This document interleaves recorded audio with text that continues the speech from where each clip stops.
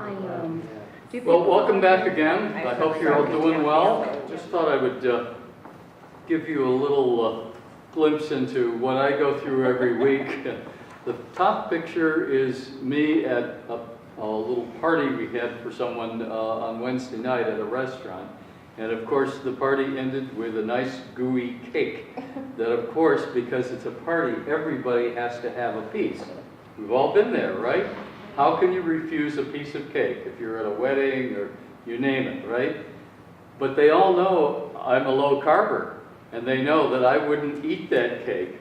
So they cut me a piece that was that thick and that big, a 1-inch square, and honestly, I ate only half of it because when I put that sugar in my mouth, it tasted awful. I'm serious. There was absolutely no pleasure to eating it, none whatsoever. And that's what happens when you're off sugar for 5-6 years or so. The stuff tastes like poison, honestly, okay? And what it reminds us of is that we actually learn to eat sugar and like it as children, all right? Have you ever given sugar to a new baby, first thing, and you'll get one of these faces? People don't really like it at first. It's a toxic substance, all right? But over time, because of our culture, we learn to like it and associate it with eating well. But you may experience the same thing yourself, that after you're off sugar for months, and then you eat a little bit, suddenly it doesn't taste the way it used to. The other picture is of a roasted cauliflower. And a friend of mine who made this for me, I have never done the whole cauliflower like that, but there's certainly recipes, and you may talk about how to do that. But I usually cut mine up and put cheese, Parmesan cheese, and other things on it. But this is an even faster way. You don't have to cut the cauliflower, just roast the whole thing whole. What does that look like to you from a distance? Yeah, it looks like a beef roast, right? But you can put some really nice spices and other flavorings on it. So cauliflower by itself, like potatoes, has almost no flavor, but that just gives you the opportunity to add other things that flavor it. I'm going to do just a brief introduction again, get us started, and Katie's going to do most of the session today. And while she's doing that, because we're going to talk about what to eat, you mentioned a shopping list. I redid the shopping cart list that we had before that was on paper and not in color. This is in color and it's on cardstock, so if you have a way to carry it, you can take a few of those. Are you going to talk about hollandaise sauce? I can mention it, yeah. Okay, here's a recipe. So these are the new handouts. I don't know if any of you caught this article. It's in some of the press, but not all of it. Entitled, "Carbohydrates May Drastically Increase Your Risk of..." Cancer. Yes, lung cancer. I saw it of on the all news. things. I saw it Lung on the news. cancer. Yeah. Right. Now this is a correlational study, which we all know is not, it's suggestive science. It says, here's something worth investigating experimentally, and they haven't done that yet. So you cannot say, because there's a correlation, that people who eat, in particular what they're talking about is high glycemic foods, which is another way of kind of categorizing or ranking carbohydrates, but that the more carbs that people ate, the greater their chances of getting lung cancer. And we're not talking about smokers. That's what's really interesting. I would say, yeah, we know that smokers have all kinds of problems, and one of them is the increase in diabetes and things of that sort. But these are people who never touch tobacco, who eat a high carbohydrate diet and end up with an increased risk of lung cancer. Isn't that interesting? Okay, and I'd love to know some of the science behind that, but I hope they investigate that. And then finally, I made copies of the slides you're going to see in a minute, okay? And you'll be on in 5 minutes here. So, Do we have any new people in the group? I don't think so, right? Everybody's been here at least once, right? So I don't have to go over the whole thing about it. I'm not a doctor. And you all know that the theory behind weight loss and that we've been told to eat low fat. And in fact, it's fat that can help us lose weight. So the question is, what do I eat? And what Katie Beth is going to talk about is what do I eat, okay? And I would just say on the outset, there's no single low-carb, high-fat diet. Every diet has to be determined by each person based on your own needs. So though we're going to suggest some things, each of you have to kind of figure out, what you want to eat, what you like to eat, what you're willing to spend time on preparing and things of that sort. But the measure is what happens to weight. That's the simplest thing to keep track of. But if you're watching your blood sugar, you should see that coming down. If you have high blood pressure, you should see that coming down. And if you have high cholesterol, you should see that coming down. Those are the 4 basic measures of metabolic syndrome. Okay, your weight, blood pressure, blood sugar, and cholesterol levels. And that tells you how well your body is managing the food that you eat, okay? So your tolerance may change. Certainly, we think over time, people become less and less tolerant of carbohydrates as they age, all right? So, like I've told you before, when I was in my 20s, I could eat soda, popcorn, you name it, and I didn't have any measurable problems with those metabolic measures. I wasn't gaining weight, I'd burn it all off, et cetera, et cetera. Come my 40s and 50s, that began to change, and now into my late 60s, I absolutely know that my body does not want carbohydrates because it's going to have problems in terms of what to do with that, and it'll end up marking it as fat, and all my lipid levels will go up, et cetera. So you look at those 4 measures, and then we can rank carbohydrate, low carbohydrate diets as sort of high, medium, and low, if you want. That's just a rough measure, and people say, well, what should I do? What's my limit? Well, I can't tell you what your limit is. Your body will tell you what your limit is. Basically, you reduce the amount of carbohydrates until you begin to see some of those 4 measures change. And when you get to the place where you like those 4 measures, your weight's good, your cholesterol's good, your blood sugar's good, and your blood pressure is good. When all 4 of those are where they're supposed to be, that's where your diet needs to be.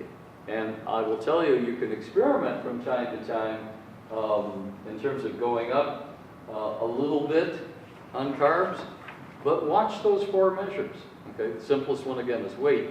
If you say, well, I've been under 50 carbs a day, and my weight is stabilized, I'm at a good weight, I'm healthy, I'm getting plenty of exercise, I'm doing everything.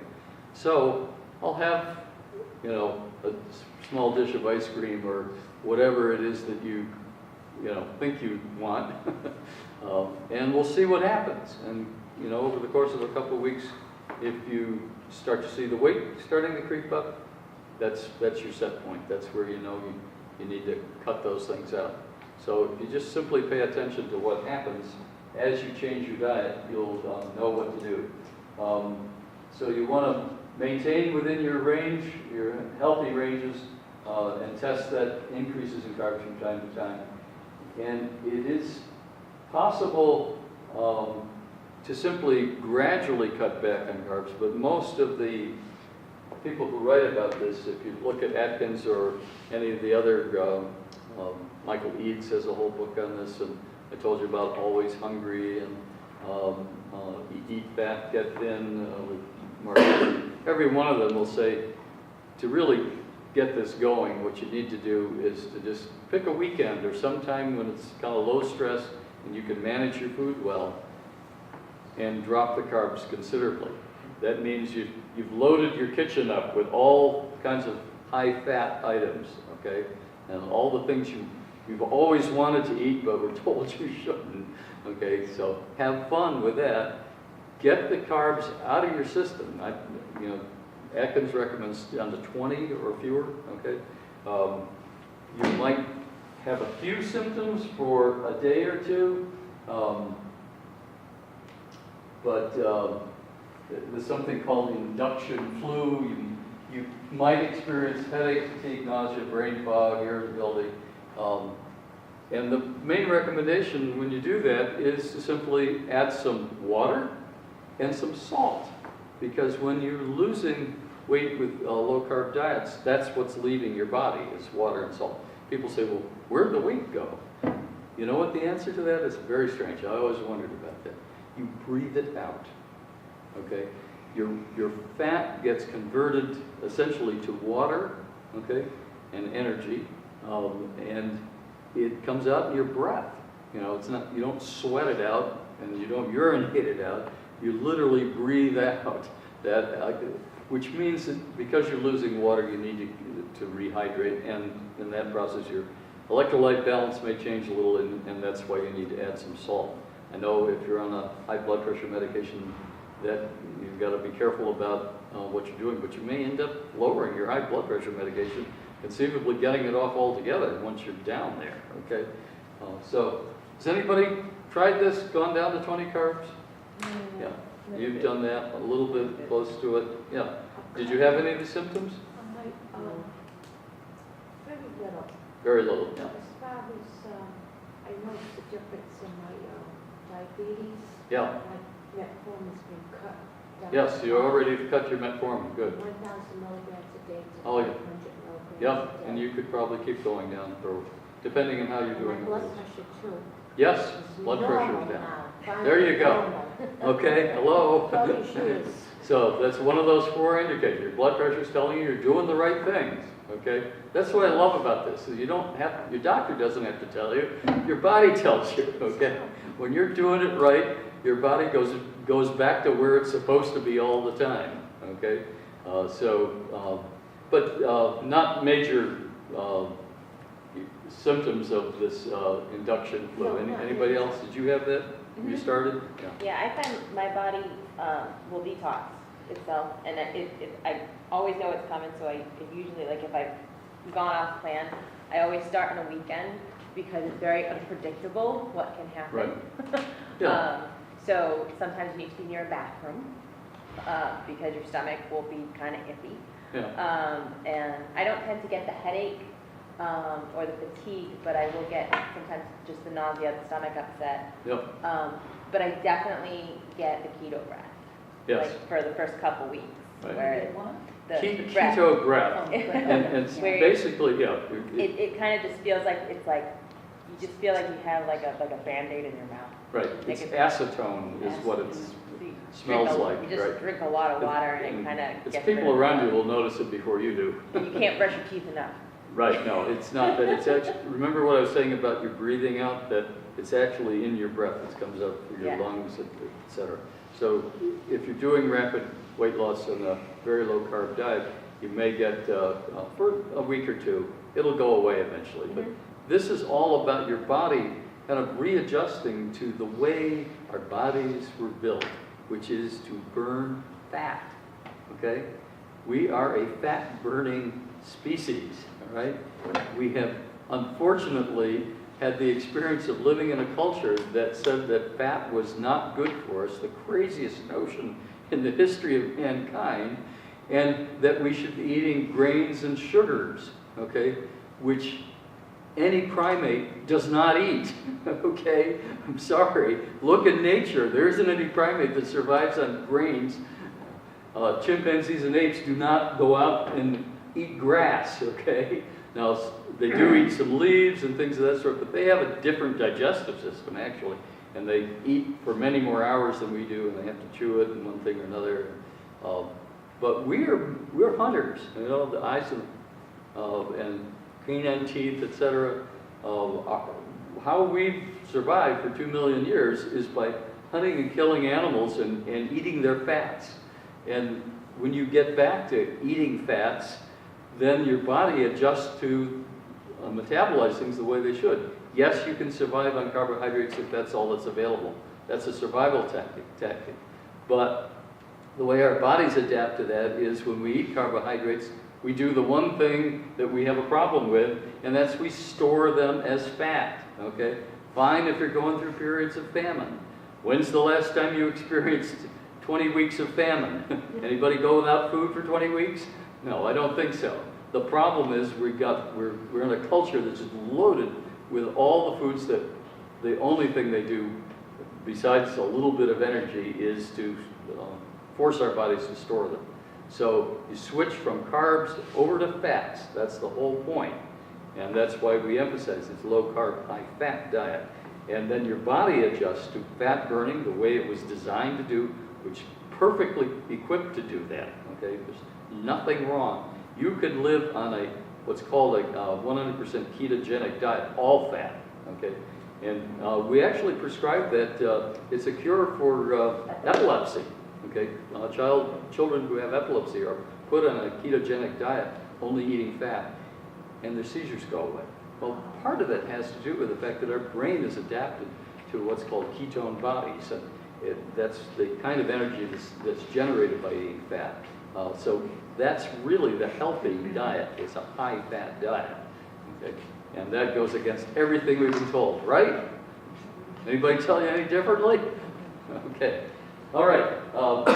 Come on up, Katie, and tell us how you do a low-carb diet. Okay. Okay. All right. So while I was at work this week, I was just jotting down some notes, and I was thinking to myself, when I was starting, I guess the first place you start for me is making lists. That's what I do. So I started with what I get at the grocery store, because that's kind of, you got to start with what you got to buy, right? So I kind of wrote down my first big low-carb shop, which is always the most expensive one, because then you're just kind of supplementing. So I went through sort of area by area, typical things I would stock up on.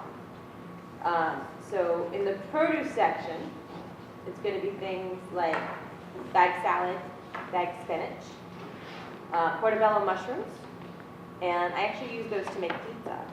So you put a little tomato sauce on them, and pizza toppings, and then just bake it, and it's like pizza. So shallots, zucchini, cabbage, Brussels sprouts, cauliflower, spaghetti squash, green onions. Pretty much, the produce section is your friend for the most part. Everything there, that's above ground is a go-to. In the deli, lunch meats, there's the olive bar. So olives are always a good snack to have if you want something a little bit salty. They have fresh mozzarella usually in the olive bar, which is also a good snack. The Joseph's, the pita and the lavash wraps that we talked about. Obviously, the meat section is where you're going to find the bulk of what you're getting there too. So ground beef, pork chops, chicken breast, chicken wings, pork shoulder, Italian sausage, bacon. And then I get a lot of frozen vegetables too. And I want to talk about that in a couple of minutes because during the week I get very lazy for dinner. And then sour cream, cream cheese, regular cheese because I snack on cheese a lot. There are nights I just have cheese for dinner if I'm not that hungry. I'll just have a few slices of cheese and maybe a couple of pieces of like deli meat. So that's usually like my big first shopping. And it's a lot of outside aisle shopping, which is what they have always suggested for healthier eating because this is all stuff that's not really shelf stable. So it's stuff that's going to go bad quick. So it's your fresh stuff, your refrigerated stuff. So, in that respect, it's what they've always been preaching. It's just not the processed stuff like the breads. Salads. Yeah. Have you ever tried that? No. So mason jar salads, they're actually a pretty cool thing. Build your salad, dressing on the bottom, and then the more solid things, so your meats would go next, then your solid veggies, and then your lettuce, and then if you had like nuts or bacon, like bacon bits or something on top, and then you seal the jar. And if you make those on Sunday, they will still be fresh on Saturday. because they are air sealed in the mason jar. So I can prep my lunches on the weekend and not worry about them the rest of the week. I just grab a mason jar and go. And so you can do buffalo chicken salads, you can do all different kinds of salads. And there are thousands of recipes out there. So I do those a lot. Sometimes I'll even cheat and get the bag salad mixes that come with everything, and I just won't put the little carby packet of like croutons, but I'll use the dressing. So for like the Caesar salad, I'll just use the dressing and the cheese, and I'll put my own chicken in, and just be lazy and go like that. I do deli roll-ups. So I'll take roast beef or ham and put a piece of cheese in it and roll it up and then dip it in like mayonnaise and mustard or something. For lunch, chicken salad, tuna salad, those types of things. Or leftovers. You know, what I had the night before, if I have leftovers, I grill some extra chicken or if I have some extra steak tips. They're good cold. Just dip them in some blue cheese dressing or dip them in some ranch. And then dinner is where I get very boring. I don't tend to deviate much. I will go to BJ's and buy the big 4-pound bag of frozen broccoli and portion it off, and every night have frozen broccoli steamed in the microwave with some sort of protein. And then I will douse it in butter, or the hollandaise sauce, the blender hollandaise sauce that's on there is so simple to make and so delicious and so high in fat, and you can put it on anything. You can put it on meat, you can put it on eggs, you can put it on broccoli, green beans. I highly recommend it if you're looking for a way to increase fat. You can never go wrong with hollandaise sauce. How long does it stay when you make it? It will solidify, Yeah. but then you just add a little bit of hot water to it Oh, okay. and just pulse the blender again, and it comes right back. So, I mean, it's not going to last that long anyway. You're going to want to eat it all. So my dinners are usually very simple. But then sometimes I get creative. And like the other night, my fiance wanted to have spaghetti. So he made spaghetti sauce with meat and pasta for himself. And I made myself green beans. And I used green beans instead of pasta. Put the sauce over it, cheese on it, and it was delicious. And I didn't feel like I was missing out on anything because I still got to kind of twirl, you know. But it was incredibly low carb that way. And I was full, plus I got my veggies in. So it's kind of finding what works for you. And sometimes you gotta be a little boring with it. And if you like eating broccoli every night, eat broccoli every night. There's nothing wrong with that. You don't have to be making a new recipe all the time. In fact, they find that people who don't have much variety in their diet tend to do better anyway. So if you like grilled chicken every day, eat grilled chicken. You know. So what are some things that you guys do now that you found that work for you for meals or for meal planning? We've gotten rid of all our canned vegetables. Mm-hmm. We buy nothing but the frozen vegetables in the steamer bags. Mm-hmm. You get busy doing something else, you pop it in the microwave. Yep. 5 minutes later or 6 minutes later, depending on what it says on the package, Yep. you got nice, fresh vegetables. The greens are green. Yep. The oranges are oranges, Yep. that color, and what you take it out of a can, it's just, and it's loaded with sodium too. Absolutely. Canned stuff is loaded with sodium, so you get rid of the sodium. Yep. You have real fresh vegetables. You put a little salt of your own, Yep. a little bit of butter, not margarine. Yep. Butter is what I do. Yep. But real butter with a little bit of taste because the butter is good for you. Yep. And you couldn't ask for any better vegetables. Yeah, and the frozen stuff is frozen right when it's picked. Yeah. So you see your greens are green. Right. They're not gray. right, and they go on sale all the time. Yeah. Get up $1, sometimes $1.25 a bag, and we usually 99% of the time will get 2 meals out of a bag because it's just the two of us. Yeah, But we get 2 meals out of a bag very easily. yeah, and they even have like the different blends. Like they have like Oh, an yeah. Asian vegetable blend. California blend, all Yeah. this kind of stuff. So you could do, if you're craving Chinese food, you could do the Asian vegetable blend. Yeah. Grill some chicken, toss it together with some soy sauce, Sauce. and you have sort of a mock stir fry that you made for yourself that kind of fills that void a little bit if you crave it. It's You so know. fresh too. Yeah. It's, you know, it's, Yeah. And, you know, the price, sometimes the price of fresh stuff, when it's not in season, is ridiculous. Like right now, asparagus is coming into season. It's like, you know, $2.99, which is great. And asparagus, roasted asparagus with a little bit of olive oil and salt in the oven is one of my favorite things. I will eat that for a snack. Like, I don't, you know, it's delicious. But when it gets out of season, it's like $5.99. And it doesn't taste as good because it's imported from South America, you know? And so, like, when it's in season and you can get it, but the frozen stuff is good all year round. So, you know, you can save money doing it that way. Because that's one thing you always hear about low carb. Oh, I'd love to try it, but it's so expensive. Oh, because meat's so expensive and the vegetables are so expensive. But it doesn't have to be. It's all about, you can make it work for yourself. You just got to know how to do it. And that's one way to do it, is using the frozen vegetables for the stuff that's not in season. Because red peppers are ridiculously expensive if you're buying them at the market right now. But they have them frozen, and they're already sliced. yeah, right. So you don't have to do the hard work. You know? The steamer stuff is so quick, it's 5 minutes, 5-6 minutes. Yeah. You know, you're not saying, oh, I gotta get a pan out, put water in, start boiling, warm it. Yeah, I mean, you just pop in the microwave and go do what you're gonna, if you're gonna grill some chicken or whatever you're gonna do. By the time that's done, your vegetables are done. Mhm. And then it's just a matter of mixing them and Yeah. add, season them the way you want. That's right. And it's always better to add your own salt. Because, you know, when something's canned, they've added sodium. Yes. You know, and sodium, you don't even taste it half the time. Like, but if you're adding your own salt, you get the flavor of it.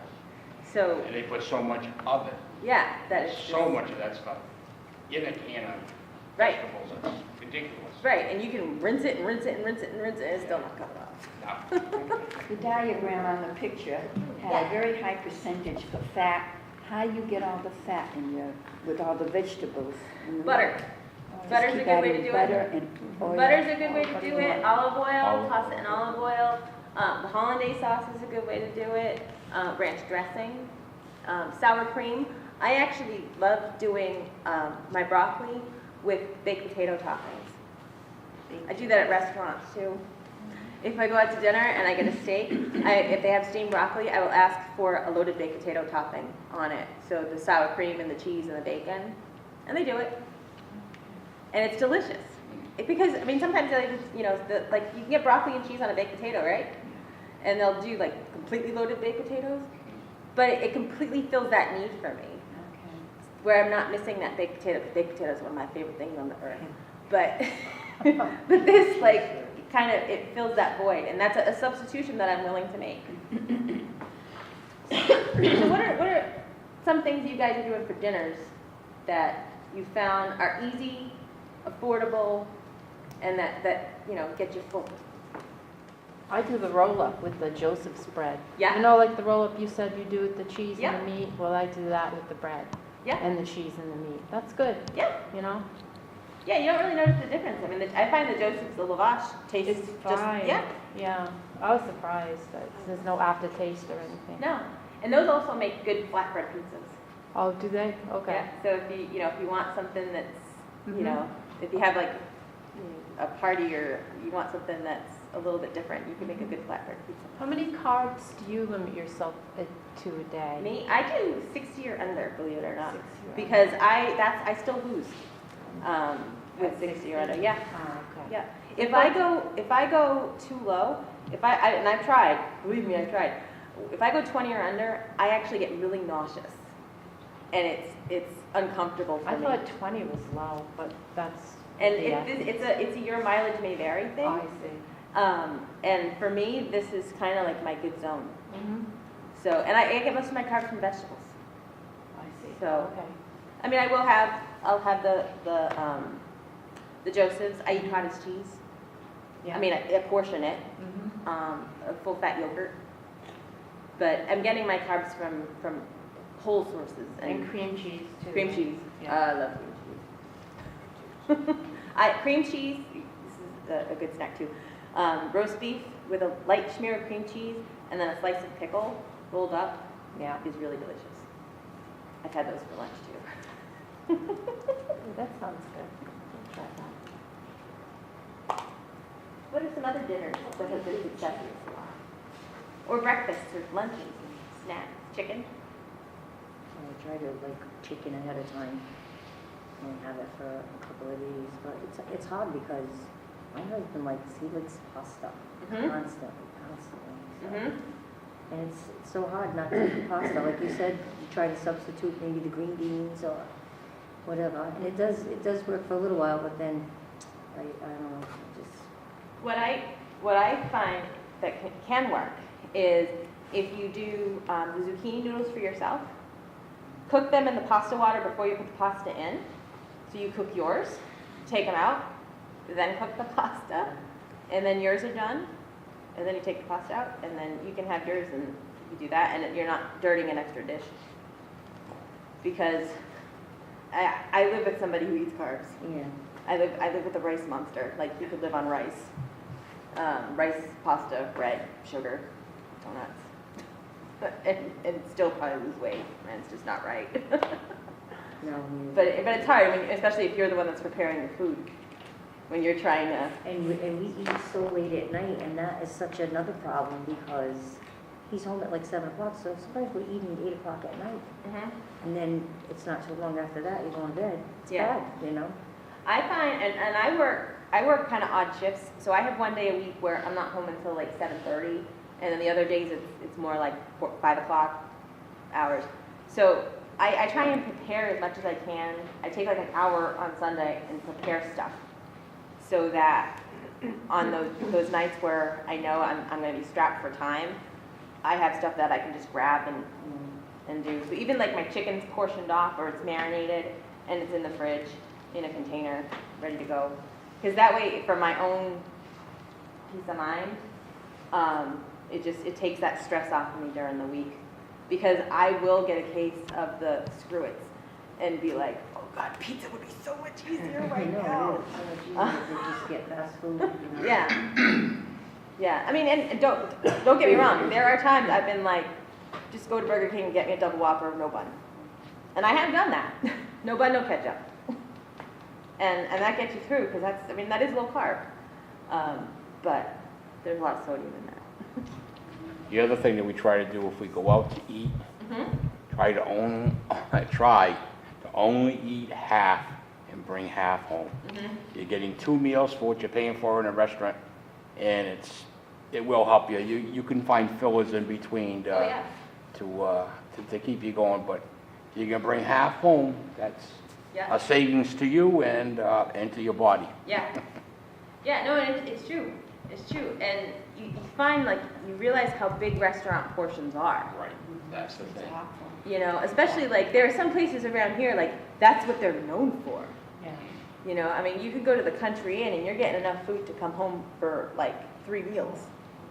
You know, or it's a place in Marquette's in Cranston, you're getting enough food to come home for a week. Yeah, it's amazing. You know, so it is, and you do. I don't know if you guys have you started to realize that you feel full now, but you're not stuffed. You're just full. You don't get there's like that feeling. I used to get like with like pasta and potatoes, like I'd feel full, but it'd be like a full like up to here. Now I just kind of feel full, and it's like I don't feel uncomfortably full, I guess is where I have to go lay down. And I think that's the best change is that I'm actually still productive. But I mean, I find the grocery shopping thing is you always feel like the weird person in the grocery store because you're going through and you're like you have all the stuff that everybody else is like, you know. But then you start looking around at like the cheese section and you realize how many great cheeses there are. Like there's a frying cheese that's out there. That's a Latino cheese. That's I only took like a semester of Spanish and it was horrible. But it literally it's queso fryer, I think. But it fries. You put it in a pan and it fries and gets brown on both sides and doesn't melt. So that you can dip it. And they sell it at most of the supermarkets now. And you can use queso fresco for it also. That works for it too. But if you're missing mozzarella sticks, that's a good substitute. But there's a ton of cheeses out there.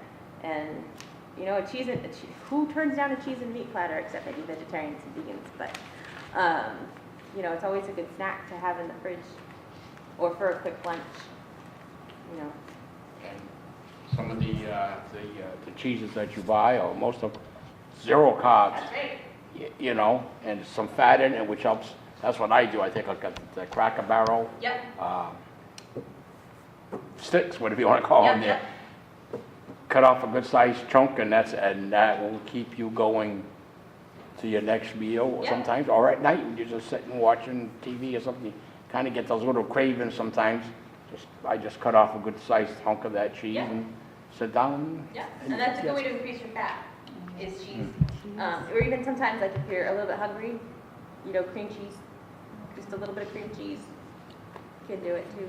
So it's just about, you know, I mean, you're not eating a ton of fat. You know, if you're looking at it, it's not a lot. It's just enough to keep you full. So it's just, we're so used to eating, you know, no fat, or they want you to eat no fat. The whole idea of this is to eat till you're full, until your body tells you, all right, we're good. I'm okay with low carbs during the whole day, breakfast, lunch, dinner. Yeah. But it's at night, for whatever reason, my appetite goes out the window. I gotta keep eating, I don't get it. Were you a nighttime snacker? I used, yeah, I am, yeah. So, do you have like, what's your nighttime ritual? Let's talk about that. Like, do you have a cup of coffee, a cup of tea? No, I'm staying away from coffee. Okay. I'm drinking lemon water, Okay. a lot of lemon water. Mm-hmm. But it's after, like say after 7 o'clock at night, for whatever reason, I find my appetite, it's like it just increases. I gotta eat. I would probably try having like a cheese snack. Yeah. Or something. Yeah, Something but I with do a the good cheese snack, I a do the good peanut, protein. but no, it's excessive what I'm doing. That's what I'm concerned about. It's excess. Crazy how it's. I'm trying to get rid of diabetes Yeah. and blood pressure.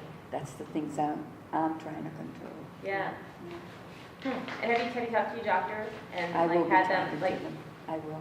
Yeah, because I mean, your doctor's probably going to want you to keep track of your blood sugar, I would imagine, and probably log what Yeah. you're eating too, Yeah. to keep track of that, because it could be something medical too, Okay. you know. But Look into it. I try to stay away from the processed cheeses too. yeah, I don't do the process if I can avoid them. yeah, You know, just the regular cheese, I guess. yeah, yeah. And they do have. I mean, there are a lot that are out there Oh. that I mean, you know, they Stop and Shop and Shaw's. They have like very decent cheese sections. Trader Joe's has like crazy cheese section, and they're very inexpensive. So. Was this kind of helpful for Yes. food ideas and shopping ideas and I mean, if I can be of any help, like I said, lunch is always the hardest for me. Dinner, I'm very bored. Yeah. My Foreman grill and my cast iron pan tend to get the most workout for my dinner. That and my microwave for the broccoli.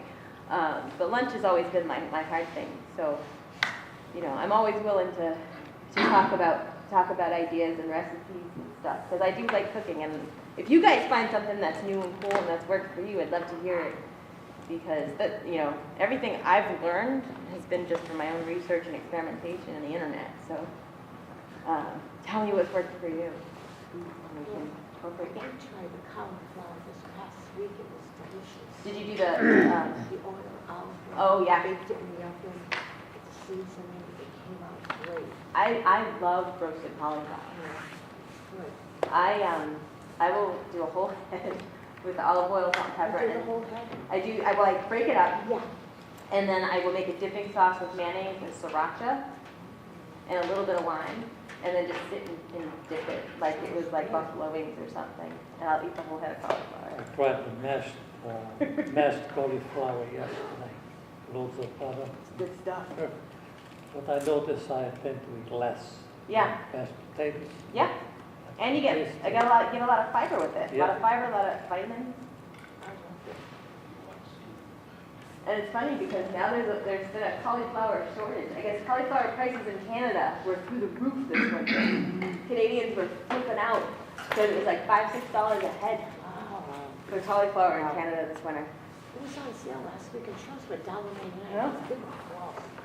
And I find that the fresh one really does roast better than the frozen. The frozen is excellent to make the mash because it takes a lot, like, for the mash, you really want it like mushy, Yeah. you know? that's right. So, the frozen for the mash is so easy. Put it in there. But the fresh one really roasts good. Thank you very much, Katie. No problem. Thank you all. No problem. I'm gonna try to.